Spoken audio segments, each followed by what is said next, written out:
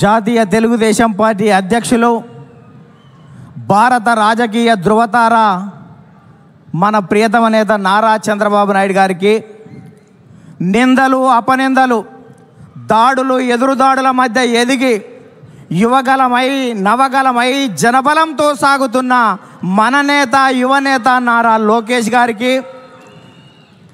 వేదికపై ఉన్నటువంటి అతిరథ మహారథులకు, సభా ప్రాంగణంలో ఉన్నటువంటి అతిథులకు, గ్రామాల నుంచి, గడపల నుంచి, తండాల నుంచి, తాలూకాల నుంచి, హైవేల నుంచి, బైపాసుల నుంచి, వివిధ రాష్ట్రాల నుంచి, వివిధ దేశాల నుంచి పసుపు జెండాలతో పయనమై వచ్చినటువంటి తెలుగుదేశం పార్టీ కుటుంబ సభ్యులకు, పత్రికా విలేకరులకు, మీడియా ప్రతినిధులకు, సోషల్ మీడియా సోదరులకు నమస్కారాలు. అందుకనే చెట్టు మీద కూర్చున్నటువంటి పక్షి కొమ్మ బలాన్ని నమ్ముకోదు, రెక్కల బలాన్ని నమ్ముకుంటుంది. తెలుగుదేశం పార్టీ కార్యకర్తల బలగాన్ని నమ్ముకుంటుంది. కాబట్టి కార్యకర్తలే ఈ పార్టీకి ఇంధనం. అందుకే మీకు నా తొలివందనం అని ఈ సందర్భంగా గుర్తు చేస్తున్నాను. అద్భుతమైనటువంటి వాతావరణం ఇది. మొన్నటి వరకు ఒక రకంగా ఉండే, మా కాడ ముక్కోడు పోయిండు, మీ కాడ తిక్కోడు పోయిండు. ఇవాళ ముక్క ఆయనేమో లిఫ్ట్ ఇరిగేషన్, తిక్క ఆయనేమో ఆత్మలతో మాట్లాడేటువంటి పరిస్థితి ఏర్పడ్డది. ఈ సమయంలో జనం కోసం, జాతి కోసం, పేదల కోసం, బీదల కోసం మహానాడు ఏర్పాటు చేసుకొని అధికారంలో ఉంటే ప్రజలకు చేయవలసిన దాని గురించి, ప్రతిపక్షంలో ఉంటే ప్రజా సమస్యల మీద మాట్లాడేటువంటి ఈ మహానాడు వేదికపై, ఈ మహత్తరమైన వేదికపై తెలుగు జాతి విశ్వఖ్యాతి అనేటువంటి అంశం మీద ఈ తీర్మానాన్ని బలపరిచే అవకాశం ఇచ్చిన బాబు గారికి ధన్యవాదాలు.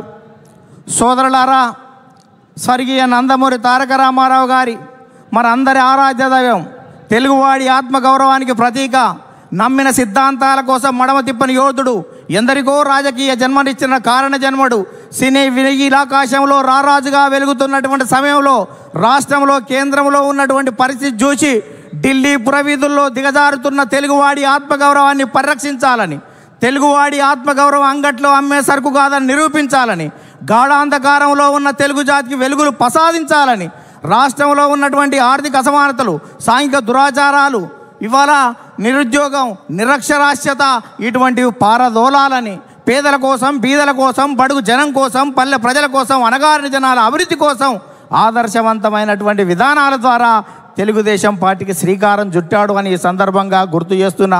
అందుకనే తెలుగుదేశం పార్టీ ఆవిర్భావం తర్వాత రాష్ట్ర రాజకీయాల్లో పెను సంచలనం చంపింది.